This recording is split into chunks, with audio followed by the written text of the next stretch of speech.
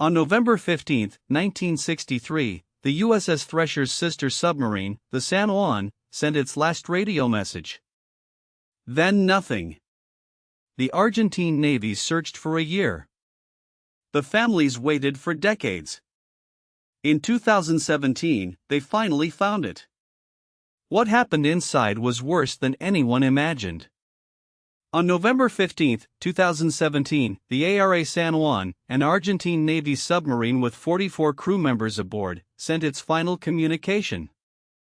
The message reported a short circuit in the battery system. Water had entered the snorkel system and dripped onto the batteries, causing a fire. The captain reported the situation was under control. Then silence. The Argentine Navy launched the largest search operation in its history. Ships, aircraft, and satellites from 18 countries joined the effort. The United States sent underwater drones. Russia sent a research vessel. The United Kingdom sent a survey ship. For 15 days, the world searched the South Atlantic Ocean. They found nothing. The families of the 44 crew members held vigil at the Mar del Plata naval base. Days turned into weeks. Weeks turned into months. The Argentine Navy officially ended the search on November 30, 2017, just 15 days after the disappearance. The families were devastated. Many refused to accept that the search was over. It would take another year before they got their answer. And when it came, it was worse than anyone had prepared for. In November 2018, a private American company called Ocean Infinity found the wreckage. It was sitting on the ocean floor at a depth of 907 meters, nearly 3,000 feet beneath the surface. The submarine was in pieces. The acoustic data told the story. On November 15, 2017, at 10:31 a.m. local time, 8 hours after the last communication, hydroacoustic stations operated by the Comprehensive Nuclear Test Ban Treaty Organization detected an anomalous event in the South Atlantic. The signal was consistent with an implosion. An implosion. Not an explosion. The difference matters.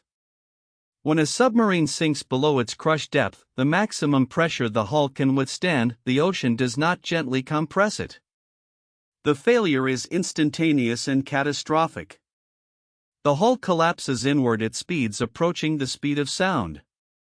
The air inside, compressed to extreme temperatures by the sudden reduction in volume, ignites.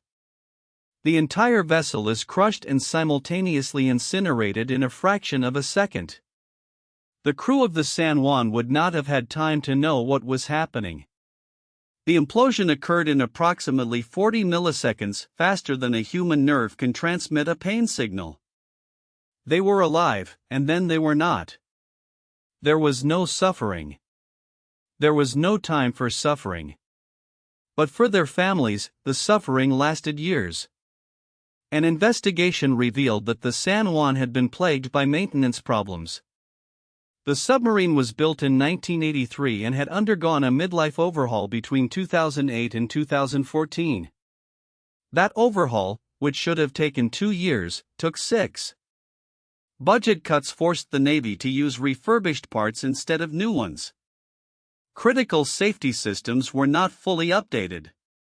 The battery system that failed, the one that caused the initial short circuit, had been flagged as a concern during the overhaul. The repairs were deemed adequate. They were not. The Argentine government launched a formal investigation. Several Navy officials were charged with negligence.